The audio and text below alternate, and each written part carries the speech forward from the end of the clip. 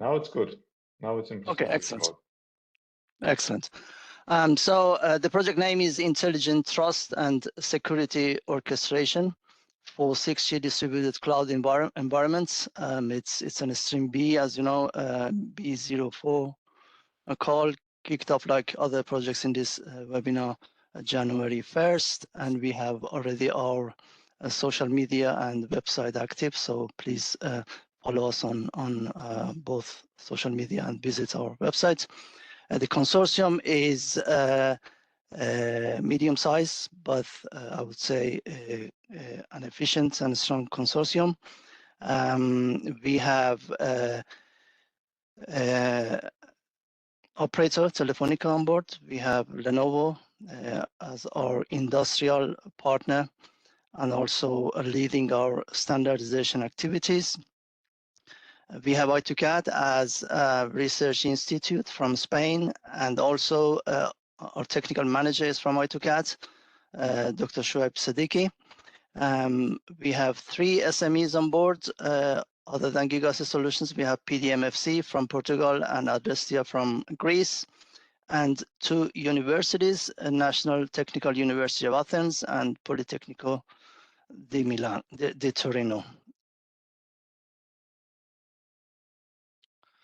All right, in a nutshell, iTrust6G aims to design and develop a network architecture capable of supporting zero trust principles to increase trustworthiness of 6G networks. But what is zero trust really is to basically is based on the never trust, always verify principle or architecture, and it follows a holistic active defense strategy, and this holistic view also means that network products will follow a zero trust framework as well.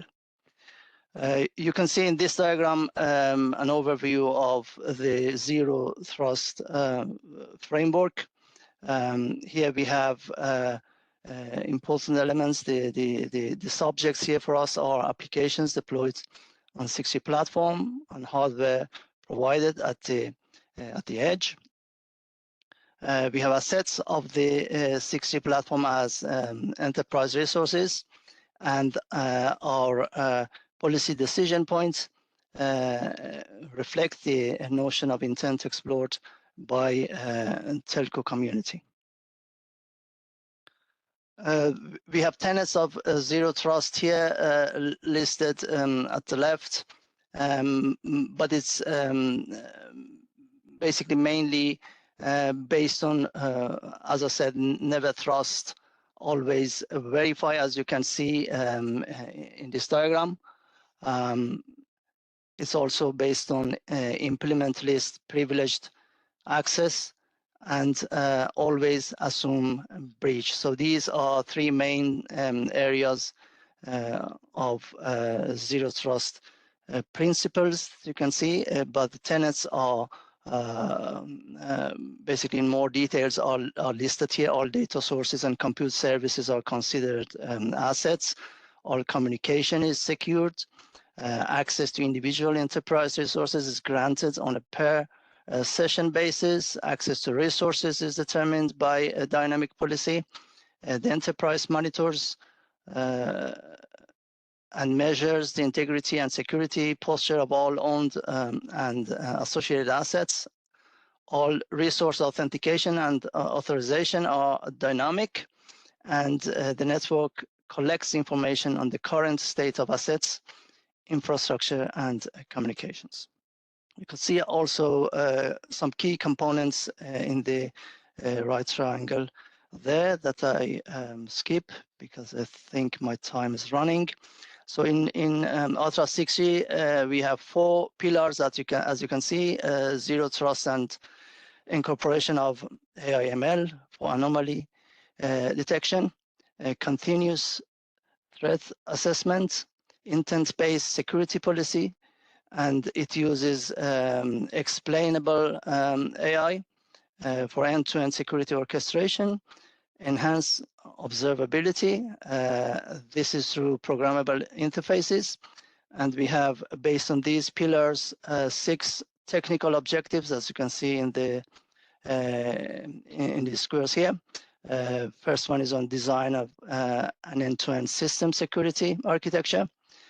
Then we have our second objective is to exploit AI to detect novel threats from operated assets. Our third objective would be a novel trust algorithms exploiting AI integrated into the trust management system. And then intelligent solutions for AI-driven asset protection, security orchestration across extreme edge and public clouds. Our fifth objective would be intent-based security policies for explainable and automated end-to-end security orchestration. And finally, we have a dynamic configurable placement of network functions over network slices and applications to secure service design.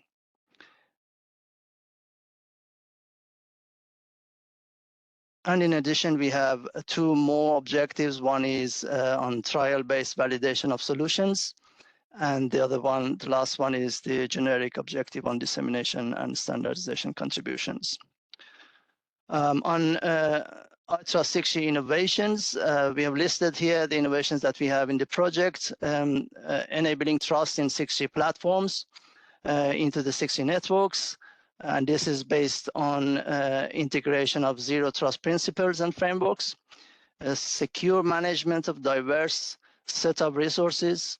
This relates to the end-to-end security orchestration and employment of programmability models to gain an intrinsic visibility inside network services. Then we have application of AI/ML to support trust inference from diversified sources. New methodologies for trust evaluations are used here. We have policy framework to support operator security compliance. This is intent-based. This uses intent-based security specifications and also explainability of decisions made during security policy enforcements. Then we have mechanisms for conformity and trust to enable continuous monitoring of threat surface of the system. And this one is achieved through security programmability again, permitting insertion of additional security monitoring capability. And finally, ensuring intelligent and secure service orchestration in 6G network operations, which is accessible in its specification, and also security incident automation, forensics, and integration based on secure orchestrations. You have 1 minute left, Mir. Sure. Here you can see the overview of the initial architecture proposed by the projects.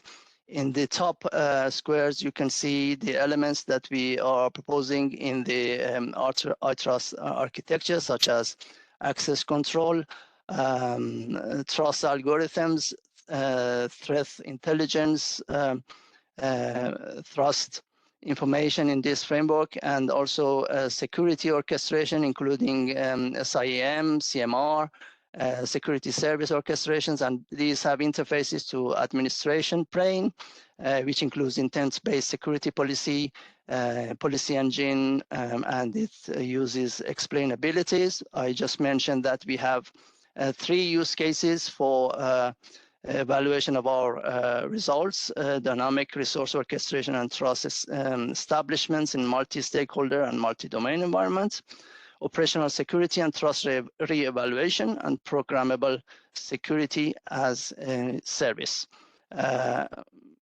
So in this short presentation, I try to introduce in very high level the objectives and ambitions of the iTrust6G projects. Please follow us on our social media and visit our websites for further information or contact us for further information. Thank you very much.